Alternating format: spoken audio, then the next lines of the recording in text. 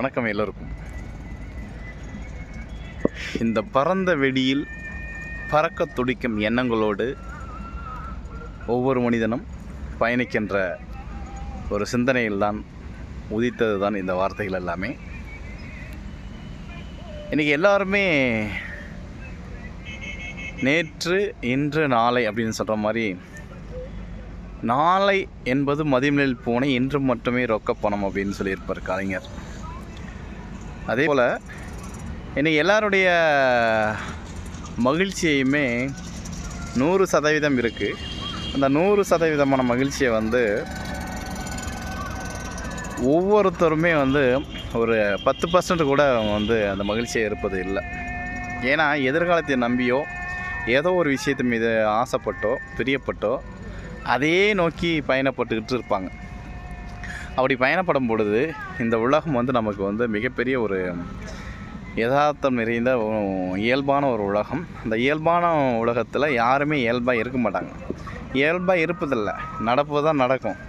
அந்த ஒரு லாஜிக் கூட தெரியாமல் இந்த உலகத்தில் எதையோ கொண்டு போய் எதையோ பிடிச்சி சாதிச்சிடலாம் அப்படின்னு நினச்சிக்கிட்டு எதையோ நேசிச்சுக்கிட்டு எதையோ யோசிச்சுக்கிட்டு இப்போ இருக்கிற நேரத்தை கையில் பிடிச்சிக்கிட்டு அந்த நேரத்தை திறந்து பார்த்து, அந்த ஒரு நேரம் ஒரு புத்தகம் மாதிரி திறந்து பார்த்து அதில் இருக்கிற நல்ல விஷயங்களை படிச்சுட்டு அதில் இருக்கிற நல்ல வாழ்க்கையை ரசிச்சுட்டு போகக்கூடிய நிலைமையில் இன்றைக்கி யாருமே இல்லை.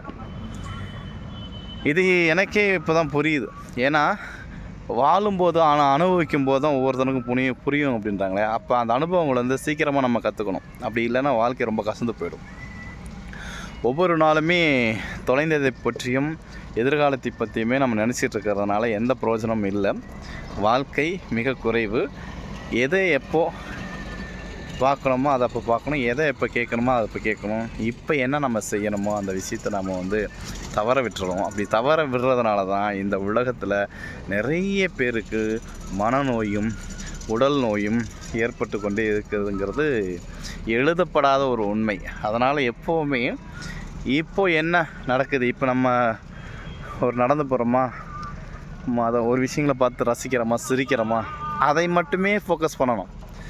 இல்லாததை ஒன்றை கற்பனை செய்து கொண்டு இட்டு கட்டி ஏதாவது ஒன்று நினச்சிக்கிட்டு மனசை போட்டு இழுத்து கட்டிக்கிட்டு இந்த இயற்கையெல்லாம் அது மாதிரி நினச்சிட்டு இருக்குது. எதுவுமே கிடையாது. தனக்கு என்ன நிகழதோ அதைப்படி தான் இந்த உலகத்தை நடத்தி செல்லுது. அது மாதிரி நாமளும் இந்த உலகத்தில் அதன் மாதிரி இயற்கையை சொல்கின்ற பாடங்களை கற்றுக்கொண்டு அழகாக வாழ்க்கையை ரசித்து கொண்டு போகலாம்.